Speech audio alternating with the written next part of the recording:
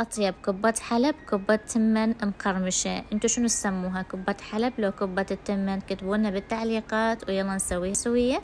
أنا هنا عندي تمن 4 قلاصات، غسلته ونقعته لمدة نص ساعة.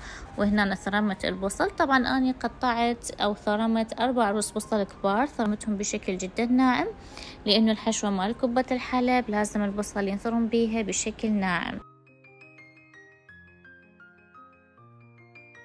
هنا أنا عندي جدر خليت بيه مي، وضفت له ملعقة كركم، فلفل أسود وملح. من يغلي عندي المي ويا البهارات أضيف التمن وانتظر لحد ما ينشف المي. يلا أغطي الجدر واتركه على المهدارة لحد ما يستوي. ذوي الحشوة، فأني هنا عندي طاوة خليت بيها زيت وضفت البصل اللي احنا ثرمناه. من يذبل أبدي أضيف اللحم، أنا استعملت هنا كيلو لحم مفروم حمسة ويا البصل.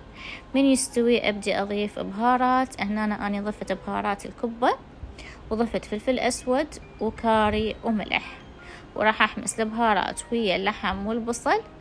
طبعا هنا أنا شيكت التمن مالتي صار جاهز، والحشوة أيضا جاهزة. هنا أنا بديت أثرم التمن بالماكينة. بعد ما ثرمته بالماكينة عجنته. طبعا طريقة العجن جدا سهلة، مجرد أنه استعملت شوية مي. بعد ما كملت عندي العجينة، أنا هنا ثرمت شوية معدنوس وخليته فوق الحشوة.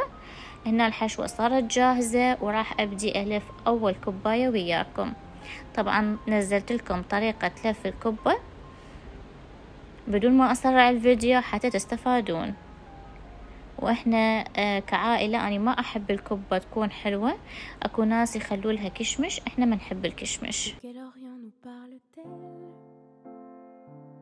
La jolie dame au souvenir,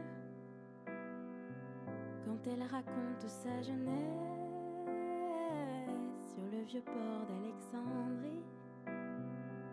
Elle était une jeune fille sage, tandis que ses amis dansaient. عشاق كبة الحلب كتبولنا بالتعليقات، وإذا عجبتكم الوصفة سوولنا لايك وشير وحفظ للفيديو.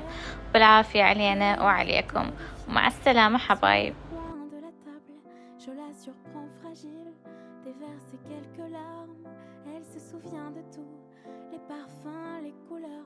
Le temps n'a rien dissous, juste là dans son cœur, elle me dit les détails, l'insouciance.